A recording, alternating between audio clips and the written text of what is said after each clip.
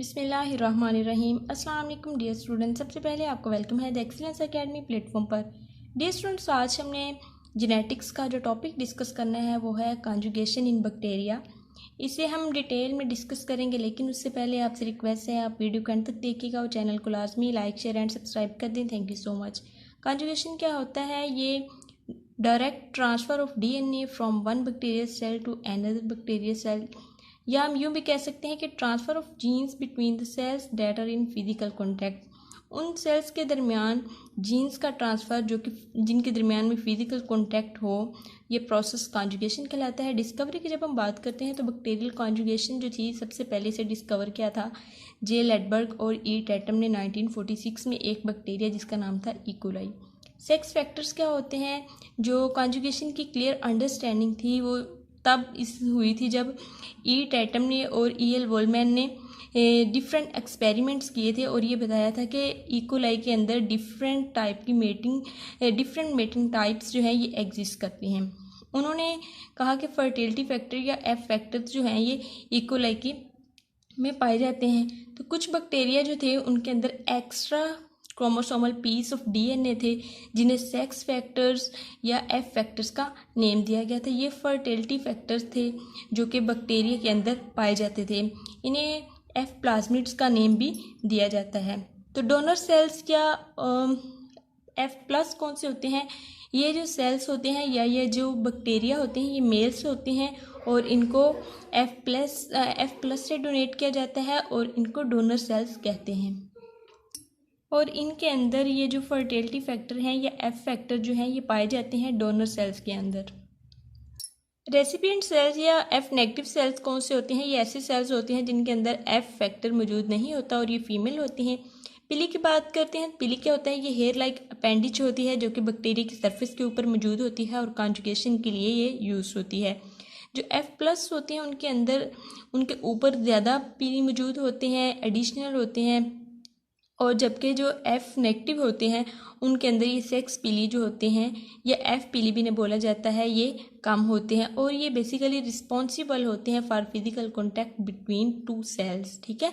Conjugation tube क्या होती है? जब कॉन्जुगेशन का प्रोसेस होता है एफ प्लस और एफ नेगेटिव सेल्स के दरमियान, तो इनके दरमियान जब फिजिकल कॉन्टैक्ट होता है तो एक ट्यूब बनती है जिसे कॉन्जुगेशन ट्यूब का नेम दिया जाता है। मैकेनिज्म ऑफ कॉन्जुगेशन की जब हम बात करते हैं तो कॉन्जुगेशन के दौरान जो डोनर सेल्स हैं ये अटैच करता है अपने आप को रेसिपिएंट सेल से। आप सेल का नाम भी यूज़ कर सकते हैं और बैक्टीरिया भी यूज़ कर सकते हैं। एफ प्लस जो होता है या हम कह सकते हैं डोनर सेल जो होता है ये एफ नेगेटिव या रेसिपिएंट सेल के साथ अपनी पिली के ज़रिए से अटैच होता है।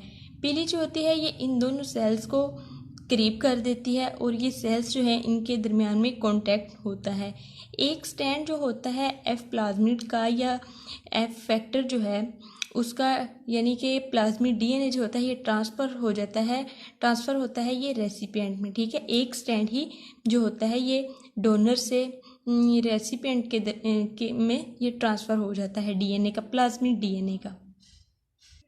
तो रेसिपिएंट सेल जो है ये सिंथेसाइज कर लेता है कम्प्लीमेंट्री स्टैंड जो एक उससे डोनर से आया होता है ताकि ये एफ प्लस बन सके, और डोनर जो है ये भी अपना एक कम्प्लीमेंट्री स्टैंड जो है इसे दोबारा सिंथेसाइज कर लेता है ताकि ये रिस्टोर कर सके अपने प्लाज्मिड को। तो यहाँ एक रफ सी डायग्राम आपको दिखाई गई है कि किस तरह से एफ प्लस और नेगेटिव जो हैं ये आपस में इनका पहले कॉन्टैक्ट हुआ है, एक कॉन्जुगेशन ट्यूब इनके दरमियान में डेवलप हुई है, पिली के ज़रिए ये आपस में इनका कांटेक्ट हुआ है, और किस तरह से ये जो प्लाज्मिड है फिर नेक्स्ट आप देखें कि ये अपना एक स्टैंड जो है ये एफ नेगेटिव को देता है और एंड पे जाके ये दोनों जो हैं ये एफ प्लस बन जाते हैं क्योंकि दोनों के पास फिर डबल स्टैंड जो हैं मौजूद होते हैं प्लाज्मिड डीएनए के।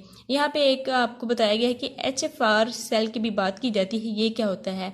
जब प्लाज्मिड जो है इंटीग्रेटेड स्टेट में मौजूद होता है तो विद होस्ट सेल या होस्ट सेल क्रोमोसोम, तो उसे फिर एचएफआर सेल कहा जाता है।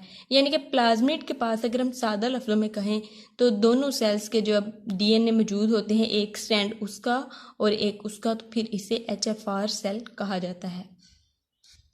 और एफ प्लाज्मिड जो होता है जब ये अपने रेसिपिएंट सेल में जाता है और उसके साथ उसके क्रोमोसोम के साथ ये इंटीग्रेट करता है, तो ये जो इंटीग्रेट जब वो दूसरे सेल के साथ करता है रेसिपिएंट सेल के साथ, तो ये जो इसके ये आपस में इंटीग्रेट करता है, तो ये जिस प्रोसेस के जरिए करता है उससे रिकम्बिनेशन बोला जाता है। ये देखें एक डायग्राम कि एफ प्लस सेल था और उसके अंदर एक तो डोनर क्रोमोसोम था और दूसरा जो था ये प्लाज्मिड था।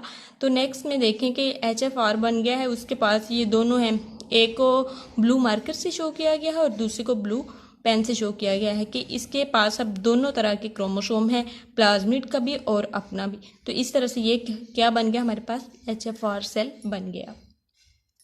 यहाँ पे देखें कि किस तरह से ये प्रोसेस होता है। जो एफ प्लाज्मिड होता है ये इंटीग्रेट करता है क्रोमोसोम में by the process of recombination. तो देखें कि जो डोनर क्रोमोसोम है वो भी है पहले सेल में एफ प्लस में और उसके पास प्लाज्मिड DNA भी है। नेक्स्ट ये HFR सेल बना, HFR सेल से फिर इनके दरमियान देखें एफ प्लस और नेगेटिव के दरमियान क्या हुआ, एक कंजुगेशन ट्यूब हुई ये डिवेल्प। तो इसके बाद देखें कि ये जो हमारे पास था एफ प्लस सेल, यहाँ से फिर जो DNA है ये एफ नेगेटिव में जा रहा है और जब ये एफ नेगेटिव के अंदर चला गया तो ये इनकम्प्लीट जो है एफ प्लाज्मिड दूसरे सेल में भी मौजूद है। तो नेक्स्ट जो है ये दोनों फिर अलग अलग सेल बन गए और एफ प्लस यानी कि दोनों ही एफ प्लस हो गए, यानी कि दोनों के पास ही दोनों तरह के DNA मौजूद हैं। तो ये साथ साथ 1 2 3 4 करके स्टेप्स भी लिखे हैं, आप यहाँ से भी देख सकते हैं। होप सो आपको समझ आया होगा। काइंडली आप चैनल को लाइक शेयर एंड सब्सक्राइब करें and stay connected for more videos. Thank you so much. अल्लाह हाफिज़।